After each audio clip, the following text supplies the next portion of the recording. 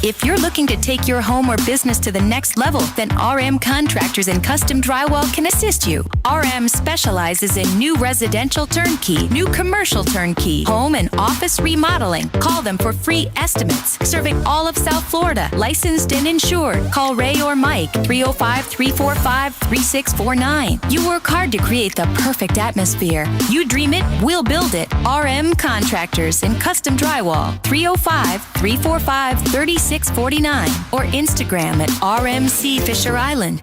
There's just one place to get our lowest payment on the new 2024 Acura ZDX, $299 a month. It's the Season of Performance event at Acura of Pembroke Pines, #1 in the USA.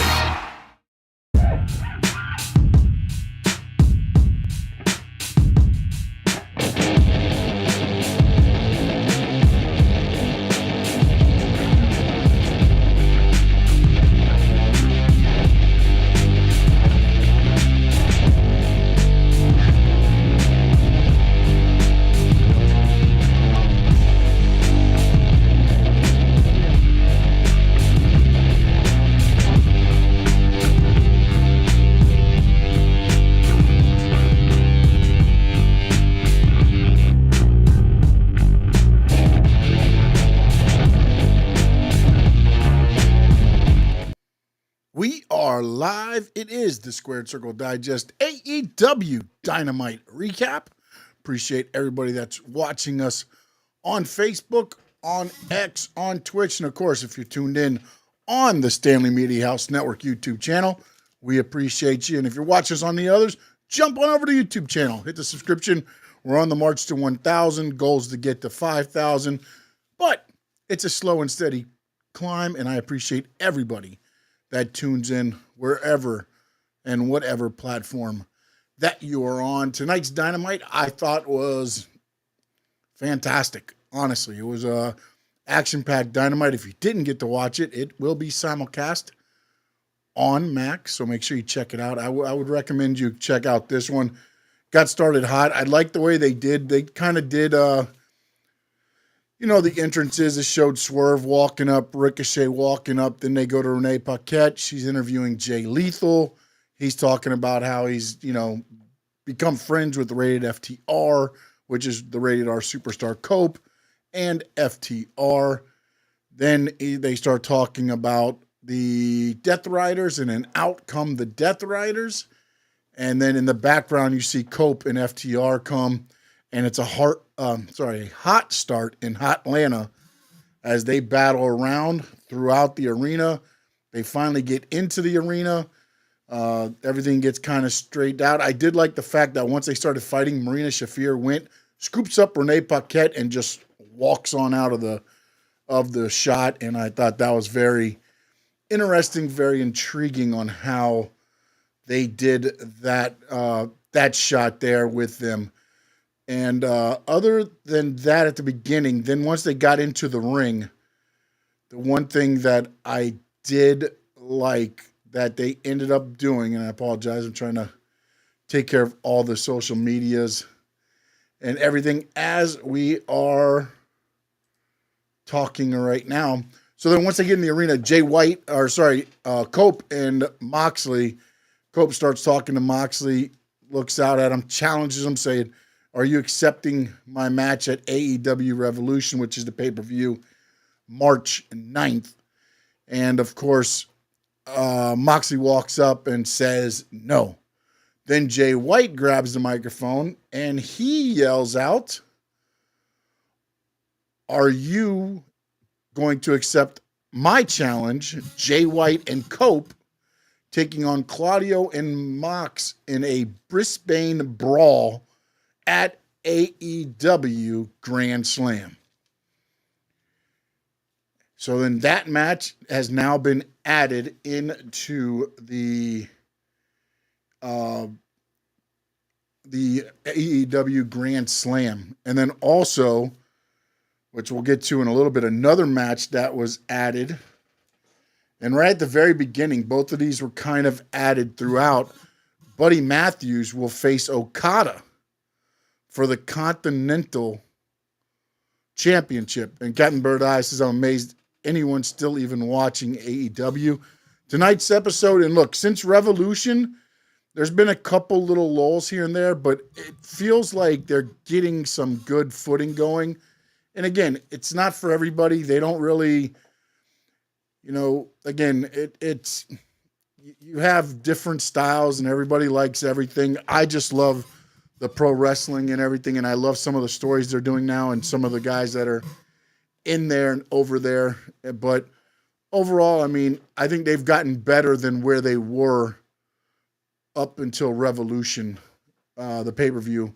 It's slowly been trending upwards, and I thought tonight was a very, very good Dynamite. I know me and Frankie on Tuesday, a couple Tuesdays ago, we discussed about Mark Davis joining the Callis family, and apparently tonight it was announced he ends up being a member now of the Callis family. And I did like the fact that Don Callis kind of goes in the story on the outside. And this is where I've always, the one thing that I didn't like about AEW is they would do things like this and not really explain what the hell is going on. And then anybody, casual wrestling fan, is looking at it going, wait, weren't these guys partners before? What he said was he had procured the contracts of Aussie Open when it was Kyle Fletcher and Mark Davis, and then Mark Davis gets hurt, and Kyle Fletcher, of course, is blown up on his own on singles, but he still owns the rights to Mark Davis. So Mark Davis is doing his bidding and took on Will Ospreay in this match. I do like the fact that at least they explained it, and that's the one thing that I always didn't like.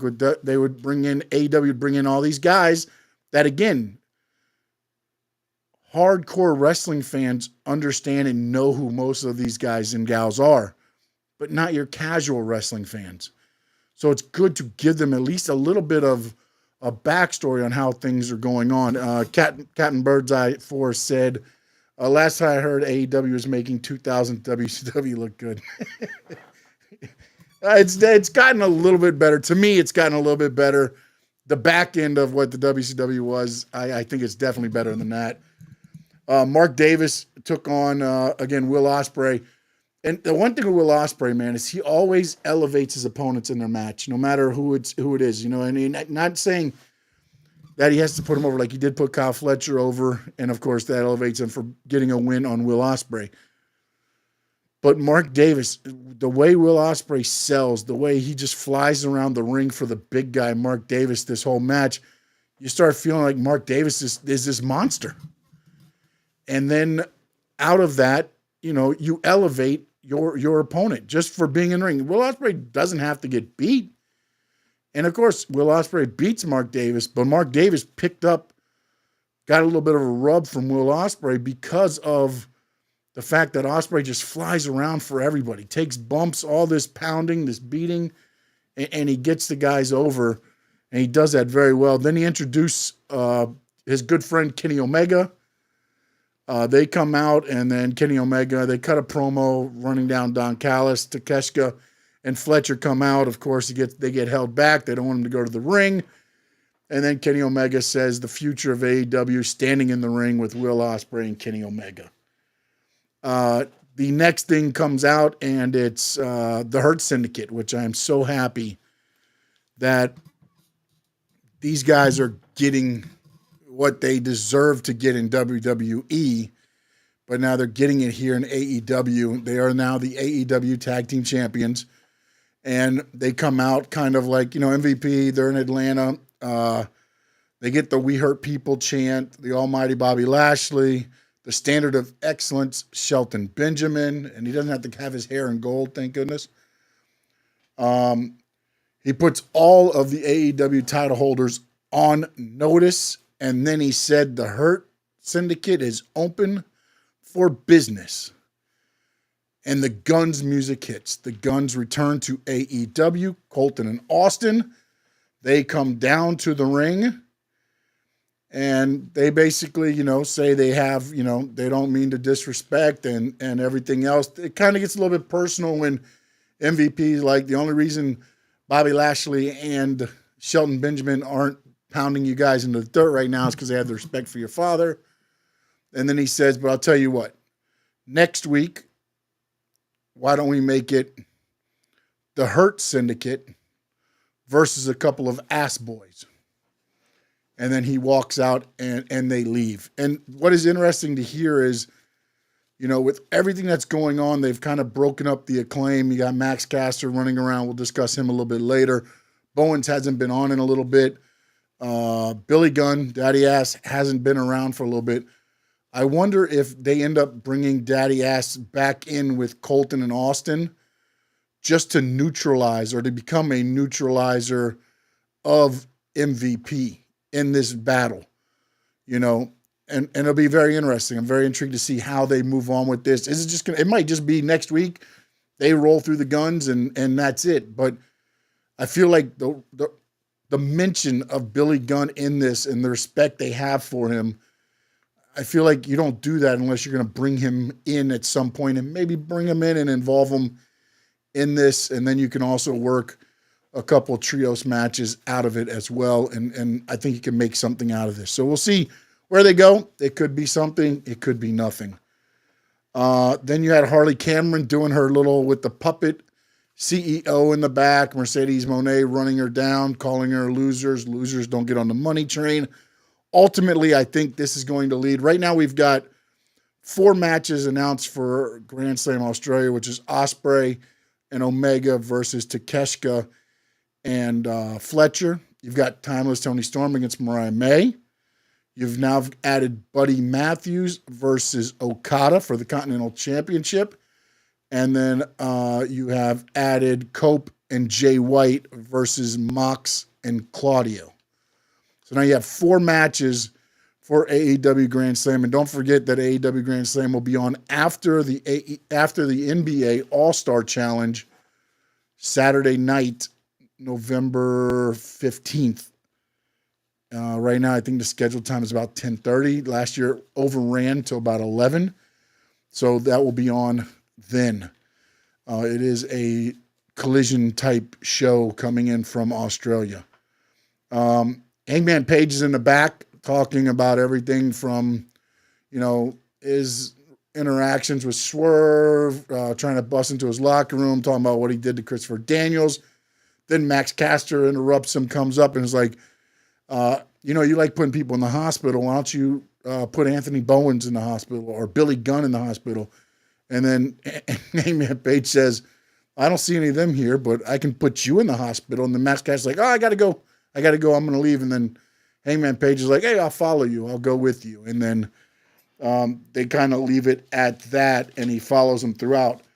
Buddy Matthews and Brody King took on Kyle Fletcher and Takeshita next. Now, this is a match where the match was great. I you know, again, inside the ring, but to me, I don't know that would I put Buddy Matthews and Brody King after you've just rebranded them the Hounds of Hell and you're kind of building them up. I don't know that I would have put them in this position to where you're taking on Takeshita and Fletcher, who are, you know, gearing up for kind of the main event role at Grand Slam, or at least, you know, a big spot in Grand Slam taking on Omega and Ospreay. I thought, and again, that's just my feelings, is this would have been a good spot for Buddy Matthews, who is going to take on Okada for the Continental Championship, to pick up the win for his team. And with that, I mean, Ospreay or Omega come out, distract Takeshita or whatever, and then Matthews can get the win. And then he goes into kind of taking on Okada with the win for his team. And then also, you know, Omega and Ospreay kind of got one over on the heels, being Takeshita and Fletcher. They went the route to where the music hits for Okada, and it kind of distracted Buddy Matthews as he went to do his finish, enough time for them to take back over. The one thing that I did like, though, was that Brody King was the one that took the pinfall and not Buddy Matthews. But I would have preferred Matthews and Brody King getting the win over Fletcher and Ospreay as you're building up the Hounds of Hell. Because, again, you could have cheated the heels out of the victory by having the baby faces come down. Their music hit. They get distracted, a quick roll-up out of nowhere, and Matthews and Brody King are your winners. But you had a clean victory with them beating. And, again, Brody King took a hell of a beating, and it took a lot to put the big man down. But you still, to me, it was just, I felt when I saw this match announced, I was kind of like, because I had a feeling that it was going to be Takeshita and Fletcher winning. But then I was like, to keep the Hounds of Hell strong, I thought maybe they'd throw Fletcher or Ospreay and Omega out there, and that didn't happen. So, again, not saying right or wrong, I disagree with that booking decision with the way you're building up the Hounds of Hell. And then you got Buddy Murphy going after the Continental Championship with Okada. You play Okada's music to distract Murphy. Why couldn't you have had Omega or Ospreay come out and actually, get one over on the heels? And then at the same time, you're building up Murphy heading into, Matthews heading into AEW Grand Slam. But overall, it was a great match. Then it went to Samoa Joe and Hook. They were walking through the locker rooms. They found Christian Cage's locker room. They go in. It's just Nick Wayne and Kip Sabian. They ask where Christian Cage is. They say they don't know. Of course, Joe and Hook beat him down, leave, and then as the camera's outside the thing, you see Christian and Mama Wayne kind of hiding in the door right beside them. And then once they leave, they come running in the locker room like, what's going on, guys? What happened? So they were hiding out, trying to stay away from Joe. I like what they're doing with Christian Cage. This is what I wish they would do more with Jericho. I'll say, look, man, Jericho should be the attraction. You shouldn't get Jericho until you've gone through Bill and the Bad Apple Brian Keith to me. But again, this is one of those things where Christian Cage, to me, is being, said. Again, he's still got that contract for the championship match whenever he wants. Still hasn't cashed that bad boy in. So we'll see where that goes. MJF comes out, and again, he started kind of bad-talking Double J. I was like, oh, no, we're not going to keep this going. Then he goes on, he keeps bad-mouthing him. Dustin Rhodes, actually, as he's talking, he goes, nobody's on the level with and then Max Caster comes in, interrupts him, and he's saying, there's somebody chasing me, he's chasing me. And then Hangman's music hits. Hangman comes in, gets face-to-face with MJF again, which happened in the locker room a week or two back. Kind of looks at him, and then he just kind of leaves and goes back after Caster up the aisle. And then MJF's like, is this real? Is this really happening? And then it was very funny. And he's like, oh, you guys like the cowboy shit? It was just a very good little segment there with MJF. And then Dustin Rhodes' music hits. And Dustin comes out and just, again, the one thing that you'll always get from Dustin is emotion, man. The passion. It just rolls out of him, man. And you saw it. They dug deep into this one. And there's a good little story with MJF and Dustin as far as everything goes. And they got into it a little bit at the end of the whole thing before they get into the brawl. He runs down, MJF tells him to shut his mouth, running people, old people, talking about their problems with drugs. And he's talking about Owen Hart. He's like, you keep my friends' names out of your mouth. And all this says, MJF, you have all the talent, but you always try to go dark. And he says, I've been to hell, and I faced the devil, and you're not the devil. And you could just feel the passion coming from Dustin in this whole thing. Then MJF goes, it's funny, for 37 years, you're always been fighting to get out of the shadow of your dad. He goes, and then he said, isn't that right, Goldie? Again, throwing it back to making it personal, talking about Goldust, what Dustin did to get out of, the shadow of Dusty Rhodes. And then he goes, and the sad part about it all now is that you're under the shadow of your baby brother. And as he said that, Dustin swung and the fight was on, and they fought around. They get separated. Dustin attacks. They get separated. MJF comes in. Dustin goes to get him. Straight kick to the nether regions, and Dustin goes down. MJF kind of stands over him, walks away, straightens out his scarf, and leaves with Dustin down, goes face-to-face with Christopher Daniels, and kind of says at him, like, oh, Hangman put you out. And then you could see Christopher Daniels kind of just standing there. I was just happy to see Dustin get a little bit of time on Dynamite, man. I mean, you know, he does the ROH thing. He's been on Collision every once in a while. I just hope they give him a little bit more time on the Dynamite a little bit here, heading up on this part of his career. Toni Storm was next, and she pulled out another portrayal as she wrestled as Mariah May, the Glamour, Mariah May. And she nailed everything using the movesets and everything. Mariah May was on commentary, and they kept just going back and forth on her. Tony Schiavone, Excalibur, and all them were just, you know, asking Mariah May how Mariah May looked in the ring and doing all the things that she did. Then she cuts the promo at the end, and ultimately it ends with Mariah May getting on the apron, Toni Storm kind of telling her to come in. Mariah May storms off. She's like, I'm the real Mariah May. And then they leave it there, so that'll keep heading up going into AEW Grand Slam. Dustin needs to retire. Come on, Frankie. Come on, man. Come on. I'm not saying he needs the main event, but I like the story that they're telling with him and MJF. It means at least there's something personal there, and there's a story leading back to when Dustin, Cody, MJF, all of them were at the beginning. So we'll see where that goes and how they do it. Dustin was in the back, and he cuts the promo on MJF. The only thing that threw me off was a little bit, and then because they reiterated at the end, Dynamite next Wednesday, because Dustin was in the back, and he said, next Tuesday night, I challenge you, MJF. And I was like, wait a minute, is Dynamite on Tuesday? So I put in my notes, Dustin said Tuesday, but then at the end, they did say the Dynamite will be next Wednesday. So I think it was just a misspeak on Dustin's part there. They did a live New York Minute, and this is where, to me, Chris Jericho is so good.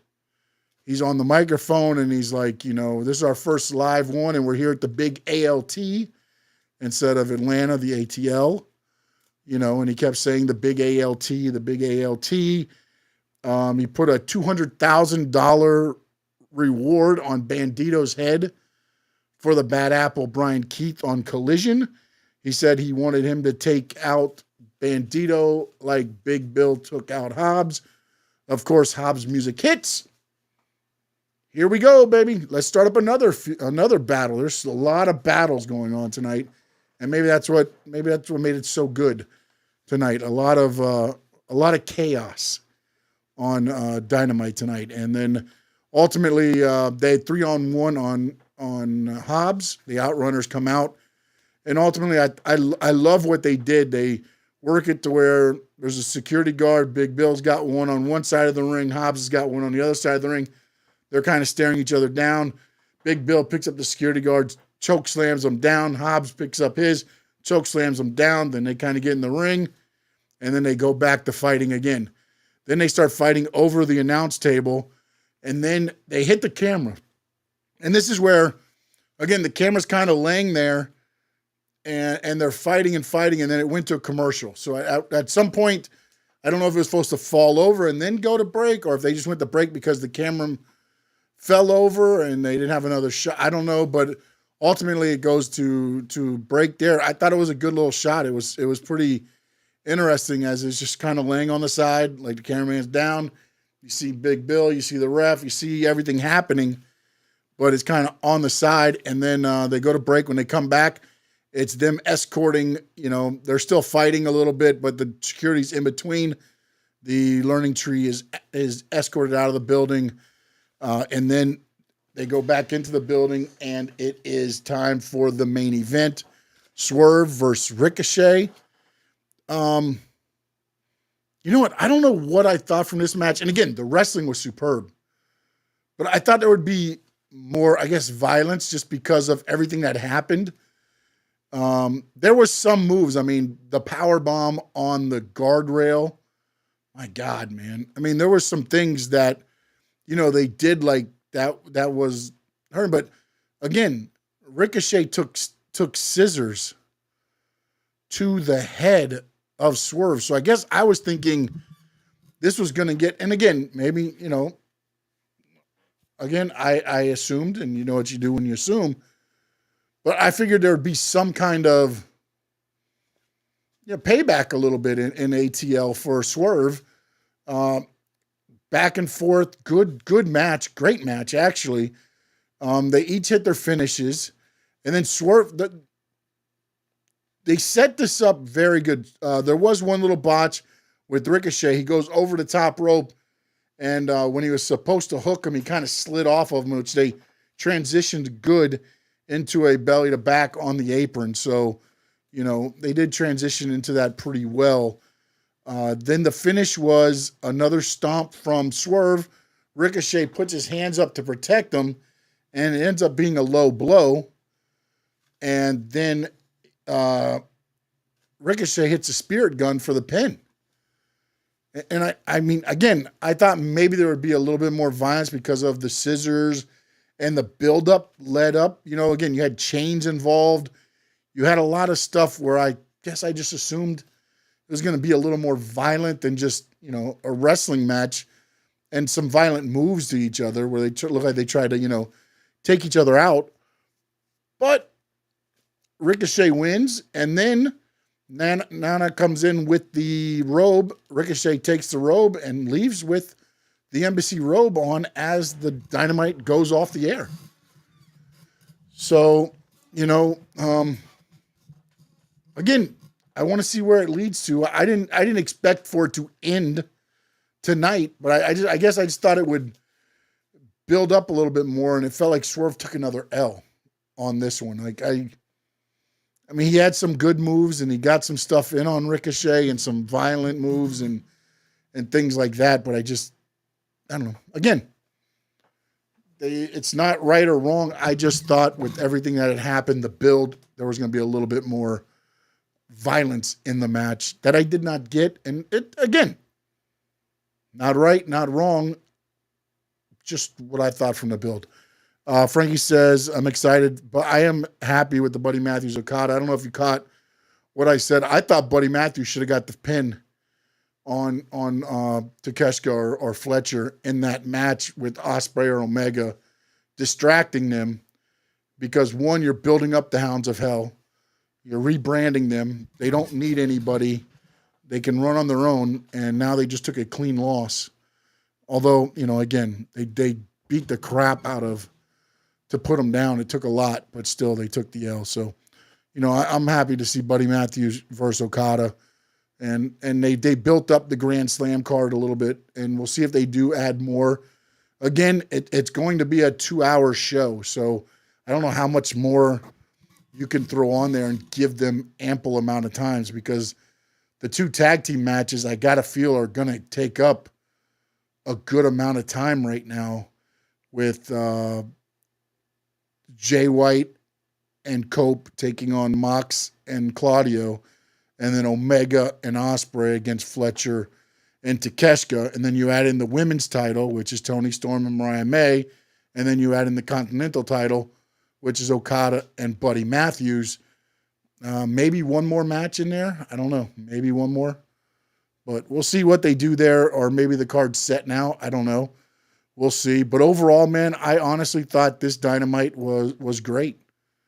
It was great. Again, they did some things that I thought might not go over as well for me, but it doesn't take away from the show that they put on there. So I want to thank everybody that's tuned in with me here tonight. If you're watching me on X at Stanley_media, please hit the follow, hit the like, hit the share, get it out there. If you're watching us on Twitch, please hit the share on the Facebook. Share, please get it out there. Get more people into the Squared Circle Digest community. If you're watching on YouTube, please let them know where to come. Get some AEW, WWE talk, and we just have fun and talk wrestling.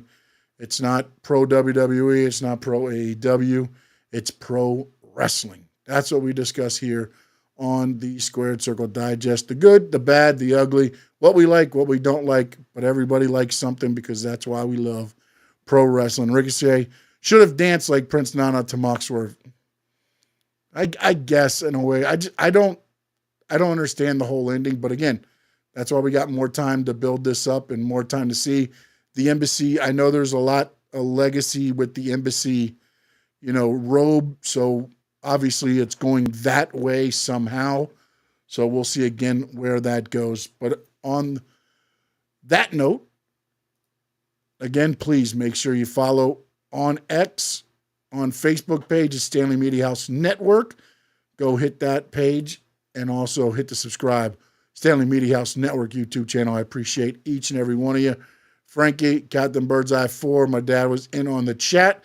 Don't forget, you can also be in on the chat. Just send in your questions, your comments, and we'll get them read for you. It is the Squared Circle Digest. We'll be back on, probably sending out a show on Saturday for SmackDown. Again, the 3-hour shows kind of kicked my butt. Frankie sent in, did you hear the Australian fans are upset that Grand Slam is a normal TV show? Yeah, and again, this is where they started it. The thing is, they never said this was going to be a pay-per-view.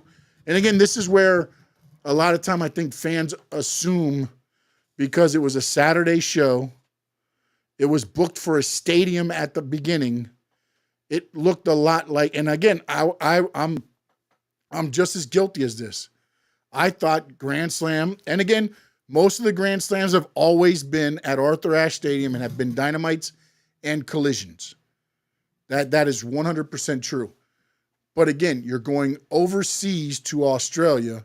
You have a stadium, a big stadium, and it's on a Saturday night. To me, everything kind of labeled to this to be a pay-per-view, and maybe that's where some, again, everybody's like, there was issues selling tickets, so they ended up making it a smaller show by moving it to a smaller venue, and then that made it a thing, but at no point was it ever announced, and I went back to check, it was never announced as a pay-per-view.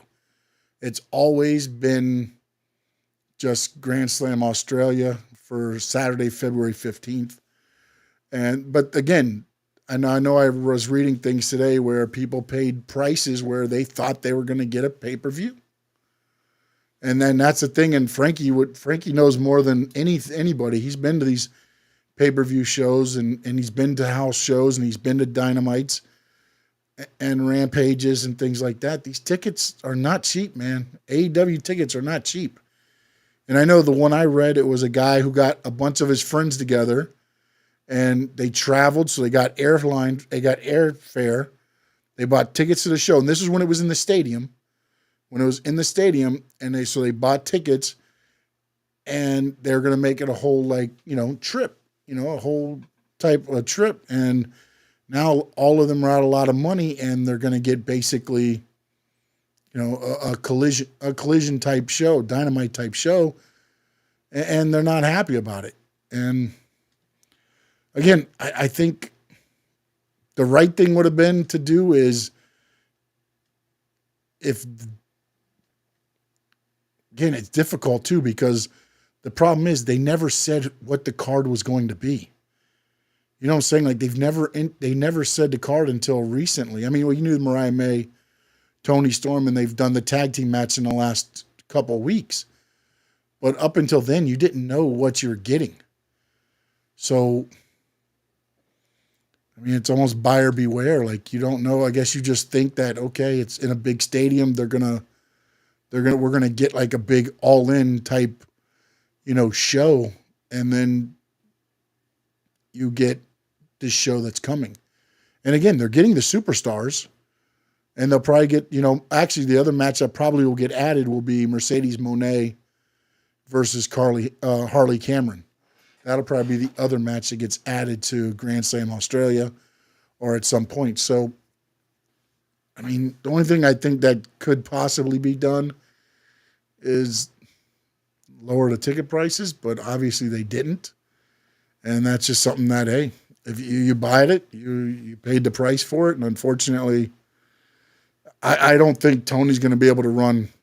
They're going to have to fix this somehow if they want to run back in Australia again, because I don't think they're going to be able to. They're going to need to give Australia a pay-per-view and kind of eat something. You know, maybe not make the tickets as much or something. Like, I don't know how you make this right. Honestly, I don't. Because a lot of people feel burned. And again, a lot of people are like, oh, everybody's upset because it's on TV or whatever. But it's not about the TV part of it. When the people that were complaining were most of the people that are going to it live. Yeah, I mean, there's people complaining that why is it a show at 10:30 at night? And I'm one of them. And the other thing that I didn't realize was that they're like 16 hours ahead of us. So the pay-per-view, the time the pay-per-view goes on, it would be like 2 a.m. here. So it's like you can't even really do that there. But that's also why I think WWE does it. They make sure that whatever time they're going to do it, it's at at 8 Eastern or whatever for their pay-per-view audience. So it might be 2, 3, 4 in the afternoon, wherever they're at, but then they're live on pay-per-view at that time. And that just didn't happen on this. And again, I know I was talking with some people on an AEW forum earlier, and again, Turner TNT owns the rights to first broadcasts of Dynamite and Collision.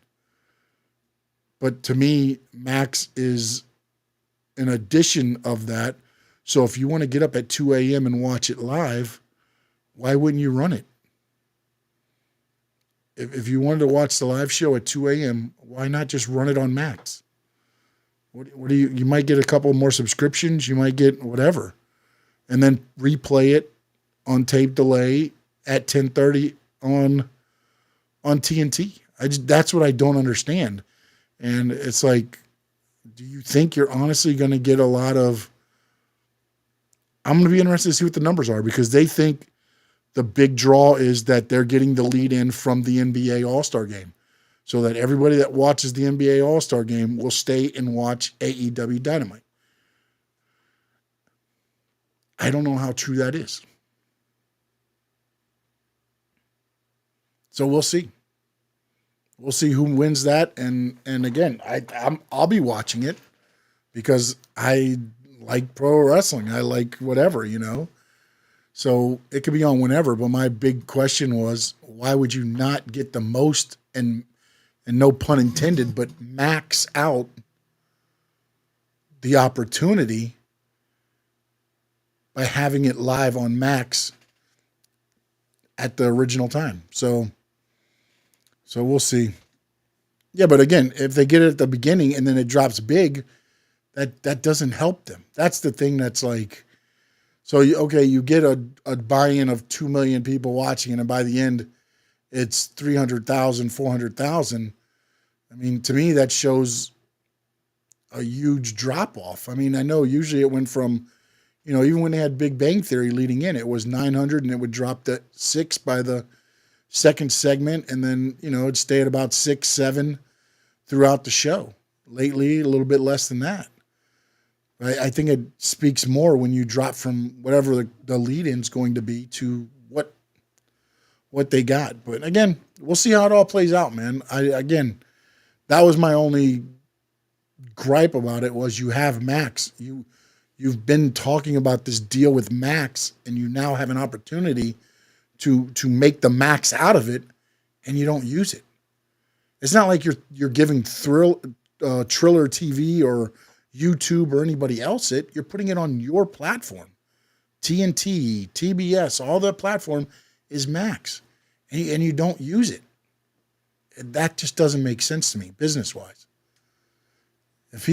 People stay up late and watch All Japan, New Japan, all those shows all the time. People are used to staying up till 2 a.m. and watching some of those shows live. That's not a thing. That's not an issue, And again, it's a decision. Do you want to stay up and watch it live? You stay up and watch it live. There it is. There's your opportunity to watch it live. If you don't, then you can watch it when it comes on TNT. But again, that's it is what it is at this point. So we'll see where it goes from there. But I do think that they might have worn out a few of the Australian buys in. But again, they get there, they burn the house down with some of these matches that they've got planned, and all might be forgiven. So we'll see what happens. We'll let it play out. Yes, there will be a post show right after the AEW Grand Slam Australia. There will be. I will run a post show just for you, and Frankie Fresco will be there with me because he said it. So now we have a post show after AEW Grand Slam. I appreciate everybody. Thank you for tuning in tonight. Went a little bit longer than I expected, but hey, it's what it's all about. Don't forget Stanley Media 11 on X, Stanley Media House on Facebook, Stanley Media House Network on YouTube. Hit the subscribe, hit the like, hit the share, get the show out there. Appreciate each and every one of you. In the words of the great Gordon Sully, so long from the Sunshine State.